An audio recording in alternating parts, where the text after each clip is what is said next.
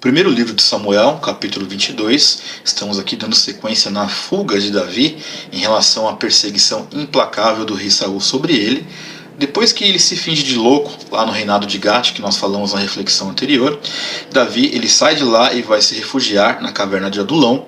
Ao momento que a família de Davi sabe disso, eles vão até ele para ficar com ele. E a Bíblia também fala que todos os homens que estavam em dificuldades, que tinham dívidas, todos os amargurados de espírito foram se juntar a Davi e fizeram Davi como o chefe deles. E a Bíblia também nos mostra que tinham em torno de 400 homens que se juntaram a Davi e colocaram Davi como esse chefe deles. Naquele lugar, então Davi ele vai até a cidade de Mispa, que era em Moabe, ele conversa com o rei de Moabe e diz o seguinte: olha, eu quero deixar que meu pai e minha mãe aqui com você, para que eles não fiquem sujeitos nessa situação, nessa perseguição. E o rei de Moabe permitiu que eles pudessem ficar lá durante todo esse tempo em que Davi estivesse refugiado. Só que em um dado momento um sacerdote vai até Davi e diz o seguinte: olha, você não fica nesse seu lugar não, você vai lá para as terras de Judá. E ele decide então se refugiar naquelas matas da terra de Judá.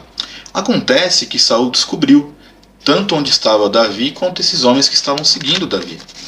E quando ele acaba descobrindo isso tudo e com aquele medo dele que ele tinha de perder o reinado, ele decide então falar com as pessoas que estavam ali próximos dele nessa fuga, dizendo o seguinte: olha, filhos de Benjamim, vocês acham que Davi vai fazer por vocês o que eu fiz por vocês? Era como se fosse uma campanha política, né?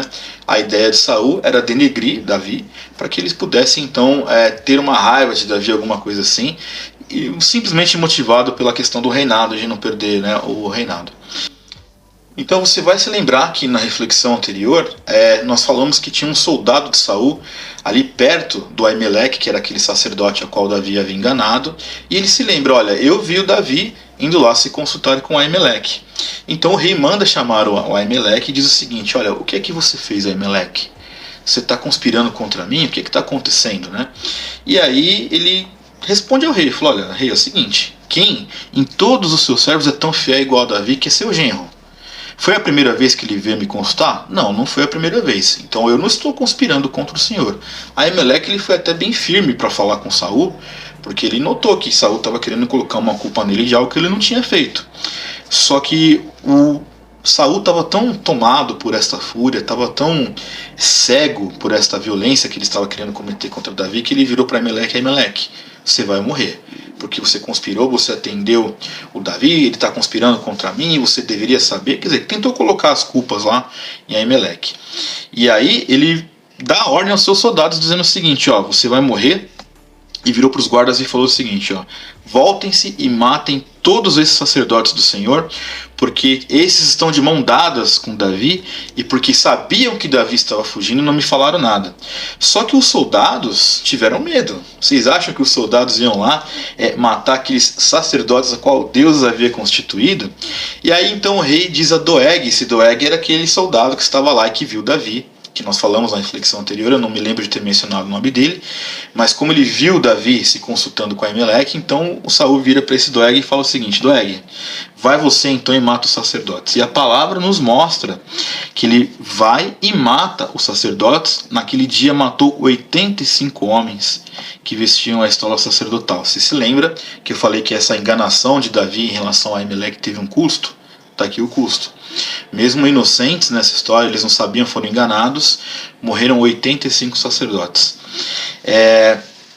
E também a Bíblia fala que naquela cidade de Nob, a cidade desses sacerdotes, passaram o fio da espada, mataram homens, mulheres, meninos e crianças, bois, jumentos e ovelhas, ou seja, uma injustiça tremenda em relação ao que tinha acontecido.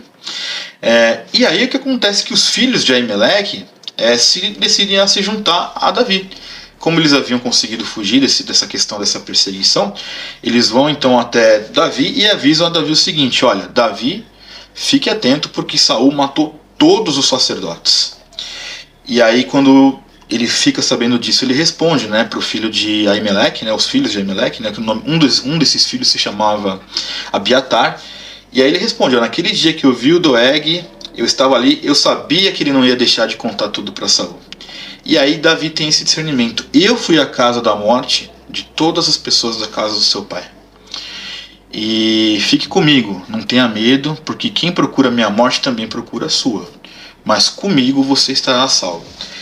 Imagine você o que é sofrer tudo isso que Davi estava seguindo, sendo perseguido, com todas essas histórias que nós estamos tratando, e aí chega para ele a conta dessas mortes, porque de fato foi a mentira de Davi que causou essa fúria, e claro, nós sabemos que Saul estava tomado, estava cego, quis colocar uma culpa em Emelec, que ele não tinha culpa. Como é que o Emelec ia saber que Davi estava mentindo, né? Nós não temos esse poder de adivinhação, obviamente que Emelec também não tinha, mas o custo dessa enganação, e claro que com uma dose muito grande de injustiça, foi que não só os sacerdotes morreram, mas como toda aquela cidade, mulheres, crianças, gados, jumentos, tudo foi exterminado por causa da mentira e por causa da fúria.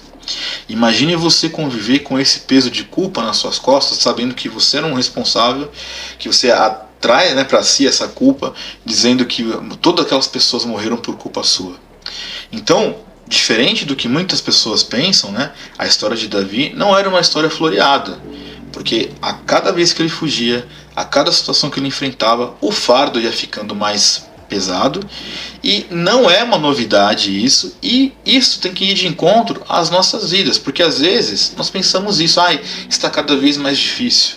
O difícil quanto? Quando nós olhamos para essa situação, é muito provável que as nossas vidas não estejam tão difíceis quanto essas. Porém, nós temos que saber que sim, conforme nós avançamos, às vezes o fardo parece que ele é insuportável. Mas, como nós estamos vendo aqui na história do povo de Israel, e especificamente aqui no primeiro livro de Samuel, a história de Davi, nós devemos ter a confiança de que Deus está olhando tudo. Era a mesma confiança que Davi sempre teve, mesmo em meio a momentos de desespero.